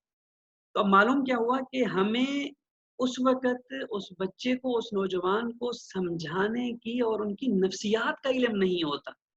تو اسی لیے یہ رسول اللہ صلی اللہ علیہ وسلم کی جو سیرت مبارکہ ہے، اس سے ہمیں اس بات کا علم ہونا چاہیے، اس بات کا، یہ بات ہمیں معلوم ہونی چاہیے کہ ہمیں سوسائٹی کی نفسیات کیا ہیں، سوسائٹی کو کس طرح ہم نے کنوینس کرنا ہے۔ اسی لیے اللہ کے حبیب صلی اللہ علیہ وسلم اور تمام انبیاء نے سوسائٹی کو دیکھا، انہوں نے وہ کام کیے جو ایک سوسائٹی کی نفسیات کو سمجھنے کے لیے ضروری اور لازمی ہوتے ہیں۔ اور پھر یہاں پر یہ جو مقام اجیاد تھا جہاں پر رسول اللہ صلی اللہ علیہ وسلم نے بکریاں چرائیں، یہ دیکھیں، یہ وہ علاقہ ہے، آپ نے یہاں سرکل دیکھا ہوگا، ریڈ کلر کا سرکل، یہاں یہ مکہ المکرمہ کا ایک دروازہ ہے، یہ مقام اجیاد تھا، یعنی بالکل قریب تھا یہاں سے، بالکل یہ جو راستہ ہے پچھلا صفا مروہ کا راستہ، یہاں مقام اجیاد تھا، رسول اللہ صلی اللہ علیہ وسلم یہاں بکریاں چرانے کے لیے تشریف لے جایا کرتے تھے۔ یہاں کل والا نقشہ شیئر کرتے ہیں۔ اصل میں فضل صبور معاف کیجیے گا، وہ نقشہ اصل میں دوسرے لیپ ٹاپ میں ہے، میں نے ابھی تک نکال نہیں پایا، اس میں چارجنگ نہیں تھی، یہ دوسرا لیپ ٹاپ ہے، کیا کریں، بہت سارے لیپ ٹاپ ہیں، اس پہ کام چل رہا ہوتا ہے، آپ حضرات کی کلاس مس نہیں کرنی ہم نے، میں کوشش کر کے کلاس کے آخر تک اس کو کر لیتا ہوں، ورنہ پھر گروپ میں شیئر کر دوں گا انشاءاللہ۔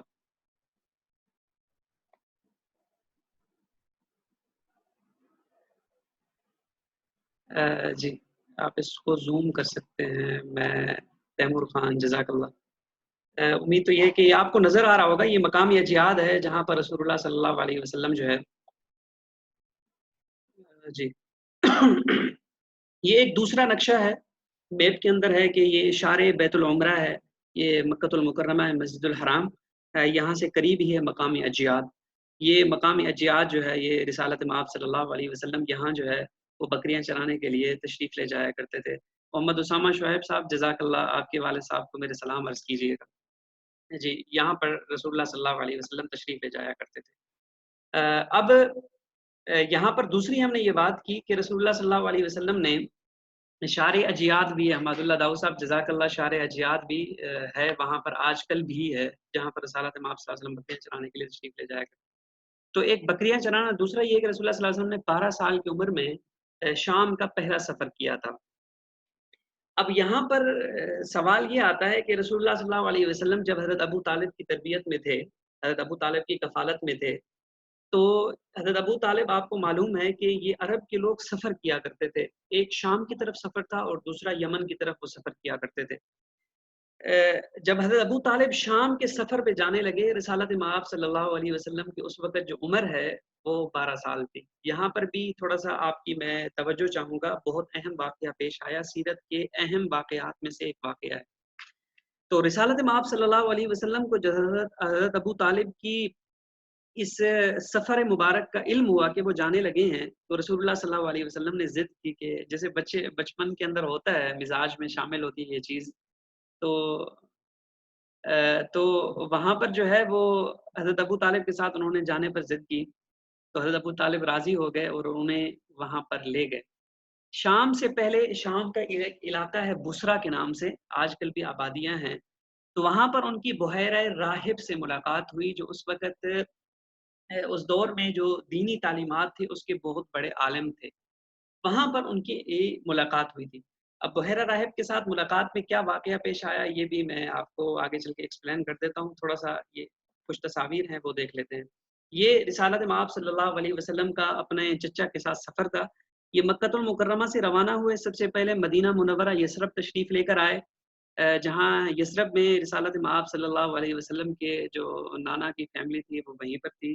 رسالت مآب نے ظاہر سی بات ہے وہاں پر ملاقات بھی کی ہوگی اپنے خاندان کے لوگوں کے ساتھ. ابو طالب نے ان کا تعارف بھی کروایا ہوگا. کہ مدینہ منورہ سے تیماء کے علاقے میں تشریف لے گئے، تبوک کے قریب ہے. اور پھر دومت الجندل کے ایک علاقہ ہے وہاں پر تشریف لے گئے. وہاں سے پھر بصرہ تشریف لے گئے. جب بصرہ تشریف لے گئے تو یہاں پر دو روایات آتی ہیں، میں ان کا خلاصہ بیان کر دیتا ہوں. آواز کٹ رہی ہے. تیمور خان کائنڈلی ایک دفعہ آپ اپنے نیٹ کو جو ہے نا وہ دوبارہ سے لاگ ان ہو، امید ہے کہ آواز صاف آئے گی.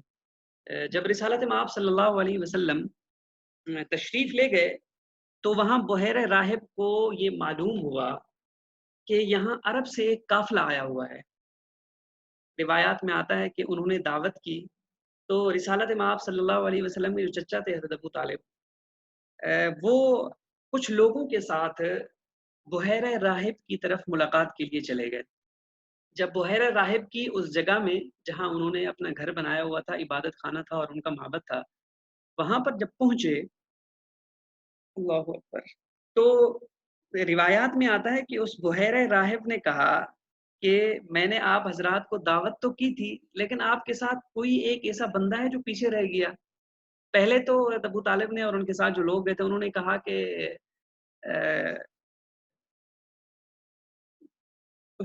جی انہوں نے یہ کہا کہ ہمارے ساتھ اس کے ہم لوگوں کے علاوہ کوئی نہیں ہے، ہم جتنے تھے آ گئے ہیں. لیکن انہوں نے پھر ایک دفعہ بحیرہ راہب نے پوچھا کیا آپ کے ساتھ کوئی ایک ایسا بندہ ہے جس کو آپ اپنے سامان کے ساتھ وہاں جہاں آپ نے پڑاؤ ڈالا ہوا ہے وہاں چھوڑ کر آئے ہوں، جہاں پر آپ کا سامان رکھا ہوا ہے. تو حضرت ابو طالب نے کہا کہ جی ہمارے ساتھ ایک چھوٹا بچہ ہے، میرا بھتیجا، ہم اس کو اپنے ساتھ لے آئیں. تو فرمایا کہ اس کو لاؤ.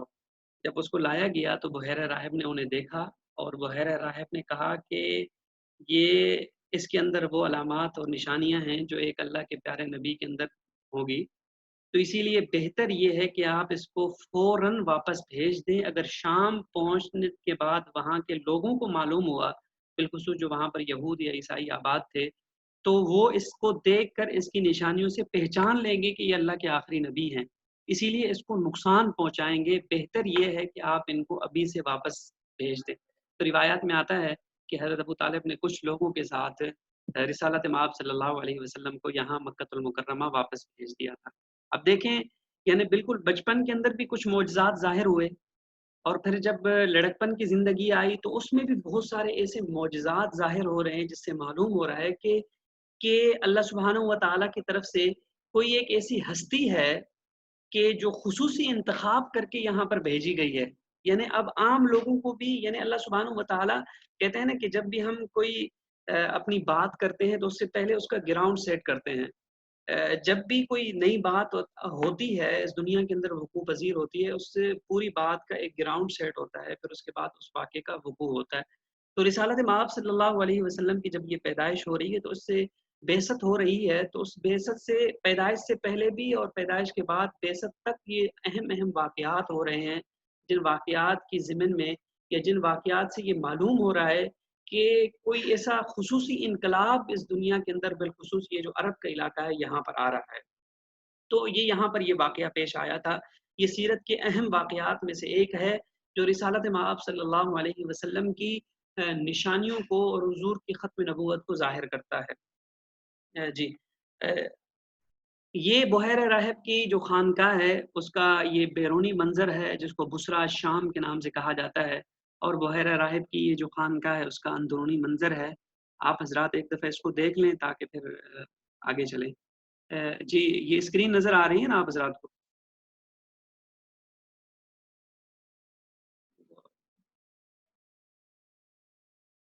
جی اب ایک دفعہ گروپ چیٹ میں لکھ کے بتا دیں کہ اسکرین نظر آ رہی ہے؟ 445 جی نظر آ رہی ہے، ٹھیک ہے، جزاک اللہ۔ جی یہ بحیرہ راہب ہے، ان کی خانقاہ کا بیرونی منظر ہے بسرا شام، اور پھر اسی طرح خانقاہ کا یہ جو اندرونی منظر ہے آپ حضرات نے دیکھ لیا، جزاک اللہ خیر۔ اللہ سے جزاک اللہ ٹھیک۔ جی اب حضور صلی اللہ علیہ وسلم کے لڑکپن کا تیسرا بہت بڑا واقعہ حرب الفجار کے نام سے۔ حرب الفجار اس میں 4 باتیں ہیں، میں جلدی سے اس کو ذکر کروں گا۔ ایک وجہ تسمیہ ہے، اسباب جنگ ہیں، مراحل جنگ ہیں اور مقامات جنگ ہیں۔ یہ اسباب جنگ پہ کچھ بات کریں گے، مراحل جنگ اور مقامات جو جنگ ہیں یہ آگے میپ کے اندر آ جائیں گے۔ وجہ تسمیہ یہ ہوئی تھی کہ حرب الفجار، حرب عرب کے اندر جنگ کو کہا جاتا ہے، اور فجار کہتے ہیں گناہ کی جنگ۔ اب یہ حرب الفجار اس کو اس لیے کہا جاتا ہے کہ یہ عرب کے اندر جو کچھ مہینے دین اسلام کے اندر ایسے ہیں، اور وہ پہلے یہود کے اندر بھی تھے، کہ جن کے اندر لڑائی کو منع کیا گیا تھا، کسی قسم کا جھگڑا لڑائی ان کے اندر یا بالخصوص جنگ جو ہے ان مہینوں کے اندر حرام کی گئی تھی۔ اور عرب ان مہینوں کے اندر اور پھر اسی طرح پورے یہود جو جتنے بھی خطے کے اندر آباد تھے وہ ان دنوں میں لڑائی نہیں کیا کرتے تھے، لیکن انہوں نے آپس کی دشمنی کے اندر آ کر اسباب جنگ میں کہ آپس کی دشمنی میں جو عرب کی آپس کی لڑائیاں تھیں اس لڑائیوں کو اندر آ کر انہوں نے ایسا کیا کہ اب یہ جو حرمت کے مہینے ہیں ہم اس کو چینج کر کے کسی اور مہینے میں کر لیتے ہیں اور ہم اپنی لڑائیوں سے پہلے فارغ ہو جاتے ہیں۔ آپ دیکھ رہے ہیں اس وقت کے لوگوں کا عقل کس طرح تھا کہ یعنی انہوں نے کہا کہ دین اور مذہب کو، یہاں سے ایک اہم بات کرنے لگا ہوں، تھوڑا سا غور کیجئے گا، کہ انہوں نے کہا کہ مذہب کے حکم کو ہم ہٹا کے ہم اپنے ذاتی جو انا ہے، ہماری جو ذاتی کچھ خواہشیں ہم ان کو پہلے پورا کر دیتے ہیں۔ یعنی مثال کے طور پر اگر عملی زندگی میں ہم اس کی تطبیق یہ دیکھیں کہ بھائی نماز کا ٹائم ہو رہا ہے، کہ ہم مسلمان باوجود اس کے کہ اسلام کو مانتے ہوں، نماز کی اہمیت، ہم کہتے ہیں کہ ہم اپنا ذاتی کام پہلے کر لیں، نماز کو ہم بعد میں پڑھ لیتے ہیں۔ یعنی اگر ہم اپنی زندگی میں ہی ان واقعات کو تطبیق کرنا شروع کر دیں، یعنی حرب الفجار یہ ہوا، یعنی ان کی آپس کی ذاتی کچھ خواہشیں تھی ایک دوسرے کو نیچا دکھانا، اس کو پورا کرنے کے لیے انہوں نے حرمت کے مہینے کو تبدیل کر کے انہوں نے پھر اس مہینے کے اندر بھی جنگ جاری رکھی۔ بات سمجھ میں آئی؟ پھر اس کے بعد یہ مراحل جنگ کیا ہوئے تھے، یہ عرب کے اندر بہت سارے ایسے قبائل آباد تھے، ان کی آپس میں جھگڑے اور لڑائیاں ہوئی تھی۔ مقامات جنگ کون سے، یہ آگے میپ میں آپ کو واضح نظر آ جائے گا۔ یہ جو مقامات جنگ ہیں یہ طائف کے 7 علاقے تھے، اوقاس، مجنہ اور ذو مجاز، یہ 3 علاقے تھے، یہاں پر جنگیں ہوئی تھی ان کی۔ یہ مکہ المکرمہ اور جدہ کے قریبی علاقے ہیں، بحیرہ کلثم کے ساتھ ساتھ سارے علاقے ہیں طائف کے ساتھ۔ ان 3 علاقوں میں ان کی جنگیں ہوئیں، اور یہ 3 وہ مشہور علاقے ہیں جہاں پر اس دور کے اندر بڑے بڑے میلے بھی لگا کرتے تھے، یعنی ان میلوں کے اندر عرب اور پوری دنیا آ کر خریداری کرتی تھی۔ میلے آج کل ہمارے ہاں جس طرح ہوتے ہیں وہ نہیں، بلکہ ان کی ایک قسم کی کیا کہیں تجارتی منڈی لگا کرتی تھی جس میں وہ خرید و فروخت کیا کرتے تھے۔ یہ تینوں بازاریں تھیں بہت بڑی، جن بازاروں کے اندر جو ہے وہ تشریف لایا کرتے تھے، اور انہی کے آس پاس ان کی جنگیں ہوئی۔ اور یہ جنگیں کن کے بیچ میں ہوئی؟ یہ آپ دیکھیں کہ یہ سارے عرب کے وہاں پر جتنے بھی تھے، وہاں پر جتنے بھی ٹرائبس عرب کے تھے، قبائل آباد تھے، ان کی آپس میں جنگیں ہوئی، یعنی کنانا اور حوازن کی آپس میں جنگ ہوئی، پھر قریش اور کنانا کی جنگ ہوئی دوسرے نمبر پر، پھر تیسرے نمبر پر، یعنی یہ جنگ کے مراحل بھی ہیں، یعنی حرب الفجار میں پھر یہ کنانا اور بنو نذر کی آپس میں جنگیں ہوئی، اور پھر قریش، کنانا اور حوازن کی ان چاروں کی آپس میں جنگیں ہوئی۔ جی ان کی آپس میں جنگیں ہوئیں، جن جنگوں کے اندر جو ہے وہ آپس میں انہوں نے لڑائیاں کی، پھر بعد میں سلو بھی کر لی، عرب خود اس پر بڑے پریشان ہوئے کہ اب اس بات کا کوئی فیصلہ نہیں نکل رہا۔ اور تیسرا واقعہ حلف الفضول کے نام سے ہوا تھا۔ حلف الفضول یہ ہے کہ آپ دیکھیں جب ان کی بہت زیادہ لڑائیاں ہونے لگیں تو اب اس میں سے کچھ لوگ کھڑے ہو گئے، کچھ لوگ کھڑے ہوئے اور انہوں نے کہا کہ اب ہمیں ایسا کرنا چاہیے کہ اب ہمیں عرب کے جتنے بھی لوگ ہیں یا عرب کے جتنے بھی ٹرائبس اور قبائل ہیں، ہمیں کیا کرنا چاہیے کہ ان میں اب سلو ہونی چاہیے، یعنی بہت ہو گیا، ہم نے چھوٹی چھوٹی باتوں پہ لڑ لیا، چھوٹی چھوٹی باتوں پہ ہمارے اندر اتنی عرصے تک سالوں تک لڑائیاں چلتی رہیں۔ اب اس حلف الفضول کہتے ہیں کہ یہ جو ان کا کچھ فاضل لوگ تھے، معزز لوگ، انہوں نے قسمیں اٹھائی تھی۔ کس بات پر قسم اٹھائی تھی؟ ان کے دائی تھے زبیر بن عبد المطلب، رسول اللہ صلی اللہ علیہ وسلم کے چچا، حضرت عبد المطلب کے بیٹے۔ انہوں نے سب سے پہلے لوگوں میں یہ بات مشہور کرنا شروع کر دی اور اعلان کرنا شروع کر دیا کہ بہت ہو گیا بھائی، اب لڑائی کرنا بہتر یہ ہے کہ یعنی انہوں نے پورا گراؤنڈ سیٹ کیا، لوگوں سے ملے جو ان کے اس وقت مختلف جو ٹرائب اور قبائل تھے جو اس کو لیڈ کرنے والے لوگ تھے، ان سے ملاقاتیں کر کے پھر انہوں نے آمادہ کیا اب کس بات پر کہ اب ہماری آپس میں لڑائی نہیں ہوگی۔ اب یہ جتنے بھی ٹرائب قبائل کے جو لیڈنگ پرسن تھے وہ سارے عبداللہ بن جدعان کی میزبانی میں وہاں بیٹھے، اور انہوں نے اس بات پر مرکزی نقطے پر جو ہے وہ آپس میں اتحاد کیا کہ ہر ظالم سے ہم نے بغاوت کرنی ہے اور ہر مظلوم کی ہم نے حمایت کرنی ہے، یعنی جہاں پر ظلم ہوگا ہمارے قبائل کے اندر ہم اس مظلوم کے ساتھ کھڑے ہو جائیں گے، اس کی ہیلپ اور مدد کریں گے، اور اس کو اگر کوئی اس کے ساتھ ظلم کرتا ہے ہم اس کے اندر جو ہے وہ شریک ہوں گے۔ اور یہ اتنا بڑا معاہدہ تھا کہ رسول اللہ صلی اللہ علیہ وسلم بعد میں فرمایا کرتے تھے کہ اگر اس کے بدلے میں مجھے اپنی جان کی قربانی بھی دینی پڑے تب بھی میں اس کے بدلے میں کوشش کروں گا کہ حلف الفضول کا معاہدہ جو ہے وہ برقرار رہے، یعنی عرب کی ایک قسم کا جو اتحاد تھا نا وہ اسی حلف الفضول سے شروع ہوا۔ یعنی اسی بات کا اتنا بڑا اہتمام کیا گیا کہ حلف الفضول جو ہے وہ رسالت مآب صلی اللہ علیہ وسلم اس کی اتنی بڑی اہمیت بیان کیا کرتے تھے۔ ہمارا ٹائم بھی ہو رہا ہے، کوشش کرتے ہیں کہ اگر آپ حضرات، ہم 5 منٹ لیٹ شروع ہوئے تھے، اگر آپ 5 منٹ ہمیں دے دیں تو کوشش کرتے ہیں کہ رسول اللہ صلی اللہ علیہ وسلم کی جو جوانی ہے اس کو بھی پڑھ لیتے ہیں، پھر اس کے بعد نماز کا ٹائم بھی ہو رہا ہے۔ جی آج کی ہماری کلاس کا جو ہے وہ تیسرا جو ہے وہ مرکزی نقطہ ہے کہ جس میں رسول اللہ صلی اللہ علیہ وسلم کی جوانی کے بارے میں ہم پڑھیں گے۔ اب رسول اللہ صلی اللہ علیہ وسلم کے بارے میں ہم نے جیسے پڑھا کہ ان کے بعثت سے پہلے رسول اللہ صلی اللہ علیہ وسلم کے شام کے 2 سفر ہوئے۔ ایک سفر 12 سال کی عمر میں ہوا تھا جو بصرہ کے مقام سے واپس ہوئے، اور پھر جب رسول اللہ صلی اللہ علیہ وسلم مکہ میں تھے تو مکہ میں رسالت مآب صلی اللہ علیہ وسلم جو ہے وہ اپنی سخاوت، اپنی عادت، اپنی طبیعت، اپنے مزاج اور سچائی، امانت دیاری کی وجہ سے پورے عرب کے اندر بالخصوص جزیرۃ العرب میں رسالت مآب اور بالخصوص مکہ المکرمہ میں مشہور ہو گئے، اور وہ قریش کے اندر رسول اللہ صلی اللہ علیہ وسلم صادق اور امین کے نام سے مشہور ہو گئے، اور اپنی وہ امانتیں جو ہے وہ رسول اللہ صلی اللہ علیہ وسلم کے پاس رکھوایا کرتے تھے۔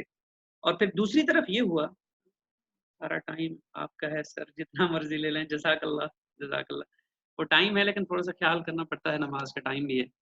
تو یہ دوسرا سفر تھا کہ جب حضرت خدیجہ کو یہ معلوم ہوا۔ اب حضرت خدیجہ کے یہاں پر واقعہ یہ ہے کہ حضرت خدیجہ اس خاندان میں سے تھی کہ حضرت خدیجہ کو اللہ تعالیٰ نے دنیا کی ساری نعمتوں سے نوازا تھا، اور ان کے والد حضرت خدیجہ کے وہ جب آخری عمر میں پہنچے تو حضرت خدیجہ کے والد جو ہے جب آخری عمر میں پہنچے تو بہت زیادہ کمزور ہو گئے۔ جب کمزور ہو گئے اور ان کی قوا نے جواب دینے لگا تو انہوں نے اپنا سارا مال حضرت ختیجہ کے حوالے کر دیا۔ اب حضرت ختیجہ رضی اللہ تعالیٰ عنہ جو ہے وہ اپنا مال اور سامان دے کر تجارت کے لیے مختلف لوگوں کو شام اور یمن کی طرف بھیجا کرتی تھی۔ جب حضرت ختیجہ کو یہ معلوم ہوا کہ رسالت مآب صلی اللہ علیہ وسلم یہاں کے ایک ایسا نوجوان ہے جو صادق اور امین ہے، جو مشہور ہے صداقت اور امانت کی وجہ سے، تو انہوں نے رسول اللہ صلی اللہ علیہ وسلم کی طرف پیغام بھیجا اور رسول اللہ صلی اللہ علیہ وسلم اس کا سامان لے کر شام کی طرف گئے۔ اب 25 سال کی عمر میں رسول اللہ صلی اللہ علیہ وسلم نے شام کا سفر کیا۔ جب سفر سے واپس آئے تو ان کی حضرت ختیجہ سے شادی ہوئی اور نکاح ہوا، اور اس وقت حضرت ختیجہ کی عمر جو ہے وہ 40 سال تھی۔ اور پھر 35 سال کی عمر میں یہ تیسرا اہم واقعہ تھا جوانی کا، کہ جس میں کعبہ کی تعمیر نو ہوئی۔ یہ رسول اللہ صلی اللہ علیہ وسلم کی جوانی کے 3 واقعات یاد کر لیں۔ ایک تو شام کا دوسرا سفر، عمر 25 سال تھی، حضرت خدیجہ سے نکاح ہوا، تب اس وقت رسول اللہ صلی اللہ علیہ وسلم کی عمر 25 سال تھی، حضرت خدیجہ کی عمر 40 سال، اور کعبہ کی تعمیر نو ہوئی تھی۔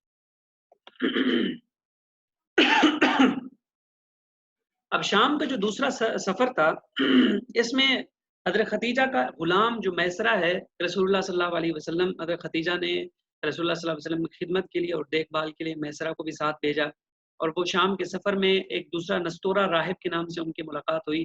راستے میں ارحاسات ہوئے۔ اب ارحاسات کا مطلب یہ ہے ارحاسات کا مطلب یہ ہے کہ ایک معجزہ ہوتا ہے اور دوسرا ارحاس۔ اب ارحاس کی معنی یہ ہے کہ نبوت سے پہلے اس نبی کے ہاتھ پر جتنی بھی ایسی چیزیں ظاہر ہوتی ہیں جو معجزہ جیسی ہوتی ہیں، یعنی عام دنیا میں اس کا وقوع پذیر نہیں ہوتا، اگر وہ نبی بننے کے بعد اس کے ہاتھ پر ظاہر ہو رہی ہے اس کو معجزہ کہتا ہے۔ نبوت سے پہلے ہوں تو اس کو ارحاسات کہا جاتا ہے۔ ارحاس کی معنی ہے نشانی، یعنی معجزات جیسی کچھ نشانیاں ظاہر ہوئی رسول اللہ صلی اللہ علیہ وسلم کے ساتھ راستے میں۔ جیسے حضرت میسرہ سے روایات ہیں، فرماتے ہیں کہ رسول اللہ صلی اللہ علیہ وسلم راستے میں جا رہے ہوتے تھے تو معلوم یہ ہوتا تھا کہ کوئی درخت جو ہے وہ اپنی جگہ چھوڑ کر رسول اللہ صلی اللہ علیہ وسلم کے قریب آتا تھا اور آ کر سلام کر کے پھر اپنی جگہ پر چلا جاتا تھا۔ اسی طرح بہت ساری روایات ہیں سیرت کی کتابوں میں۔ یہ بہت مختصر کورس ہے، اس میں ہمارا کام ہے آپ کی رہنمائی کرنا۔ آپ جب سیرت کی کتابیں پڑھیں گے تو انشاءاللہ آپ کو معلوم ہوگا۔ جی، کسی نے یہ سوال کیا کہ کعبہ کا کیا لفظ ہے؟ کعبہ کا لفظ ہے بیت اللہ، اللہ کا گھر، اور اس کی تعمیر نو کیوں ہوئی تھی یہ آگے آ رہا ہے تفصیل کے ساتھ، کہ تعمیر نو کیوں ہوئی تھی، دوبارہ اس کو کیوں تعمیر کیا گیا تھا۔ جی، یہ رسول اللہ صلی اللہ علیہ وسلم کا دوسرا سفر ہے۔ یہ مقام بصرہ ہے کہ جس پہ رسول اللہ صلی اللہ علیہ وسلم کی یہاں تشریف لے گئے تھے اور نستورہ راہب سے ان کی ملاقات ہوئی تھی۔ اب جوانی کا دوسرا واقعہ، حضرت خدیجہ رضی اللہ تعالیٰ عنہ سے ان رسول اللہ صلی اللہ علیہ وسلم کا نکاح ہوا تھا۔ اس وقت رسول اللہ صلی اللہ علیہ وسلم کی عمر جو ہے وہ 25 سال تھی، حضرت خدیجہ کی عمر جو ہے وہ 40 سال تھی، اور حق مہر جو ہے یہ 20 اونٹ یا 500 درہم مقرر ہوا۔ اب آپ سوال کریں گے یہ 500 درہم کیا ہوتے ہیں؟ آپ اس کو تھوڑا سا گوگل کر لیں، کیلکولیٹ کر لیں، ٹائم بہت ہی کم ہے۔ اور جو نکاح پڑھانے والے تھے وہ حضرت ابو طالب تھے، حضرت خدیجہ کے ساتھ ان کا نکاح جب ہوا۔ جی، یہ حضرت خدیجہ کا گھر جو ہے وہ یہ بیت اللہ کے بالکل ہی قریب تھا، دار ام المومنین حضرت خدیجہ۔ آپ اس میپ کے اندر دیکھ رہے ہوں گے، ابو طالب والوں کے گھر بھی تھے، بنی ہاشم کی تھے، حضرت ابو سفیان کے اس دور میں گھر تھے۔ یہ دار ام المومنین حضرت خدیجہ ہے، اور یہ اس کی پرانی تصویر ہے۔ جی، یہ اس کی وقت کا نکاح کا طریقہ کیا تھا؟ اچھا، یہ بڑے تفصیلی سوالات ہیں، اس پہ ابھی ٹائم نہیں ہے۔ آپ پرسنل میں مجھ سے پوچھ سکتے ہیں، مجھے واٹس ایپ کریں، میں ان تمام سوالوں کا جو اس سے کورس سے ہٹ کے کچھ سوالات ہیں وہ کائنڈلی آپ مجھ سے پرسنل میں پوچھ سکتے ہیں، انشاءاللہ میں اس کے تفصیل کے ساتھ جواب دوں گا۔ آپ حضرات کو کوشش کریں گے انشاءاللہ۔ یہ حضرت خدیجہ رضی اللہ تعالیٰ عنہ کا جو گھر مبارک ہے بعد میں شارع فاطمۃ الزہرا کے نام سے مشہور ہوا۔ یہ اس گھر کی بعد کی کچھ تصویریں ہیں جو جن حضرات نے محنت کی ہے، دعا کریں اللہ تعالیٰ ان کو اجر عطا فرمائے کہ جو تصویریں محفوظ کی ہیں اور ہم تک پہنچائی ہیں۔ اور پھر یہ کعبہ کی تعمیر ہوئی تھی۔ اللہ اکبر، ٹائم تو ہو گیا ہے، میں کعبہ کی تعمیر پر تھوڑی سی بات کر لیتا ہوں، کل اس پہ دوبارہ بھی بات کر لیں گے انشاءاللہ۔ کعبہ کی تعمیر کا مطلب یہ ہے کہ رسول اللہ تعالیٰ کا جو گھر ہے یہاں پر جو تعمیر ہوا ہے اس دنیا کے اندر، اب ابتدا کے اندر حضرت آدم علیہ الصلاۃ والسلام نے اس کو تعمیر کیا تھا۔ حضرت آدم علیہ الصلاۃ والسلام کے بعد آپ کو معلوم ہوا ہے کہ بہت زمانہ گزر گیا، جب طوفان نوح آیا تو اس دنیا پر آبادی کا کوئی نام و نشان نہیں رہا تھا۔ تو اس کے بعد جب حضرت ابراہیم علیہ الصلاۃ والسلام کا زمانہ آیا تو حضرت ابراہیم علیہ الصلوۃ والسلام کے زمانے میں آپ نے کل کی کلاس میں ہم نے پڑھا کہ اسماعیل علیہ الصلوۃ والسلام اور ابراہیم علیہ الصلوۃ والسلام نے اکٹھے مل کر ان کو تعمیر کیا تھا، اور پھر ایک تعمیر رسول اللہ صلی اللہ علیہ وسلم کی بعثت سے 5 سال قبل یعنی سن 35 میں، یعنی رسول اللہ صلی اللہ علیہ وسلم کی جب عمر 35 سال تھی اس وقت یہ تعمیر کیا گیا تھا، اور پھر اس وقت اس سے اگلی تعمیر جو ہے وہ عبداللہ بن زبیر کے زمانے میں ہوئی تھی، اور پھر اس کے بعد حجاج بن یوسف کے زمانے میں اس کی تعمیر ہوئی تھی۔ یہ 5 دفعہ مشہور ہے تعمیرات، اور بعض روایات میں 8 دفعہ بھی کعبۃ اللہ کی تعمیر آتی ہے، تعمیر کی گئی تھی، یعنی ایک دفعہ بیت اللہ کا جو نقشہ ہے وہ ختم ہو گیا، پھر دوبارہ سے اس کو تعمیر کیا گیا کسی بھی وجوہ سے۔ جیسے یہ ایک ابتدائی نقشہ ہے حضرت، جیسا کہ کل کی کلاس میں بھی آپ کو دکھایا گیا تھا کہ حضرت ابراہیم اسماعیل علیہ الصلوۃ والسلام نے جب تعمیر کیا تھا تو یہ اس قسم کا نقشہ تھا، کوئی نام و نشان نہیں تھا، یہاں پر چھوڑا گیا تھا، صرف پتھر اور آبادیاں تھیں، کسی نے اس کی ڈرائنگ بنائی ہے، بڑی خوبصورت ہے۔ پھر اس کے بعد میں جب یہ تعمیر کی گئی تو اس وقت تعمیر کے یہ کچھ نقوش ہیں، جب حضرت ابراہیم اور حضرت اسماعیل علیہ الصلوۃ والسلام نے تعمیر کیا، یہ بعد کی کسی تعمیر کی تصویریں ہیں جو بہت زمانے بعد ہوئیں۔ یہ جب عبداللہ بن زبیر کے زمانے میں تعمیر کیا گیا تو اس کی یہ صورت ہے، عبداللہ بن زبیر کے یعنی کسی نے محفوظ کیا ہوگا اس کو، ظاہر سی بات ہے، یعنی بہت زمانے بعد کی تصویریں ہیں رسول اللہ صلی اللہ علیہ وسلم کے بعد۔ یہ حجاج بن یوسف کے زمانے میں آتا ہے، کتابوں میں اس قسم کی تصویریں اور نقشے ملتے ہیں جب اس کو تعمیر کیا گیا تھا۔ یہ آج کل اس کی تعمیر ہے، بلکہ یہ کچھ زمانے پہلے کی ہے، ابھی تو کافی چینجنگ آ گئی ہے، کافی تبدیلی آ گئی ہے اس کے اندر۔ یہ جدید تعمیرات ہیں جو یہاں پر آپ دیکھ سکتے ہیں کہ ٹاورز وغیرہ، قریبی ہوٹل جو ہے وہ تعمیر ہو گئے ہیں۔ اللہ اس علاقے کو ہمیشہ آباد رکھے، شاد رکھے۔ یہ ایک ایسی جگہ ہے جو مسلمانوں کے لیے آخری جو ہے وہ جگہ ہے جہاں پر مسلمانوں کا دل کھینچتا ہے، مسلمانوں کی روح اس کی طرف یعنی اس کی طرف روح کا ایک تعلق رہتا ہے۔ یقینی بات مانیں، یہ اللہ کا گھر ایسے نہیں ہے کہ جو ایمان والا کلمہ پڑھ لیتا ہے اس کی زندگی کی خواہش بن جاتی ہے کہ وہ اس گھر کے قریب جائے، اس گھر کی زیارت کرے۔ اللہ آپ سب حضرات کو جو ہے وہ اس کی بار بار زیارت نصیب فرمائے۔ حج اور عمرہ کے لیے آپ حضرات تشریف لے جائیں۔ یہ جو عہد میں تعمیر ہوا تھا رسول اللہ صلی اللہ علیہ وسلم کی، اس کی کچھ وجوہات تھیں۔ ایک تو غیر مسقف تھا، چھت نہیں تھی اس کی، اور بالکل یعنی مکہ کا دوسرا جتنا بھی علاقہ تھا یہ سارا آباد تھا، یہ بالکل نیچے والا علاقہ تھا، جب بھی بارش ہوتی تھی تو پانی یہاں آ جاتا تھا۔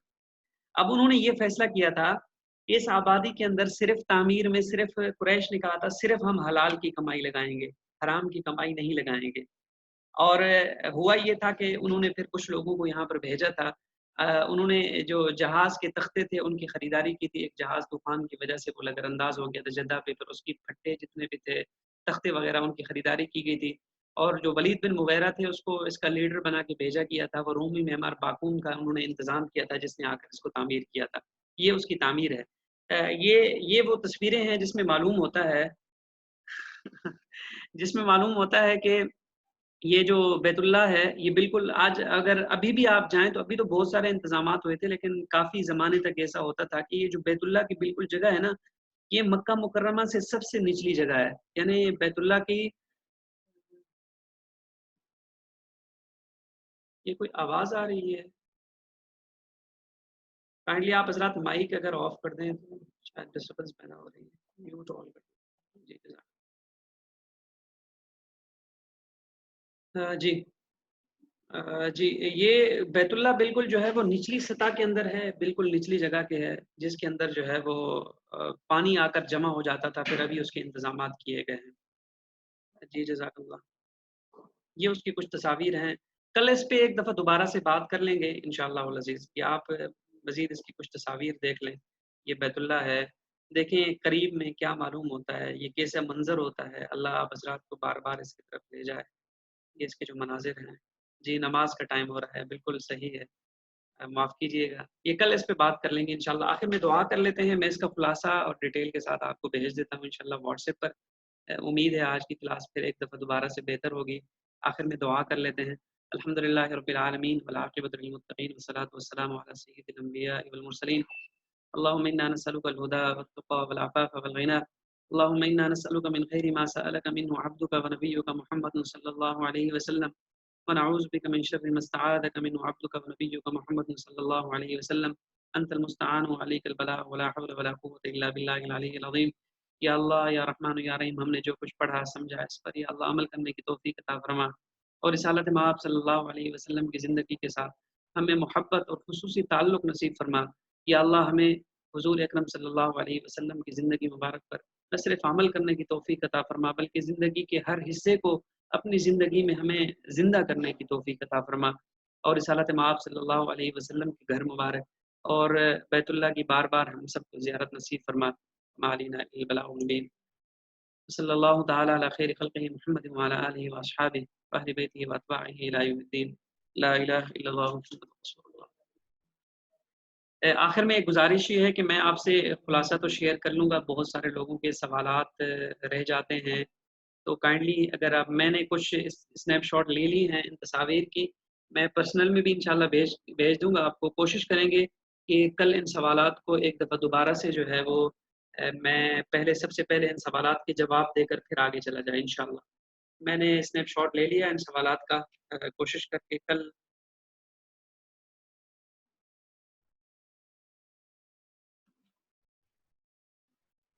جزاک اللہ خیر۔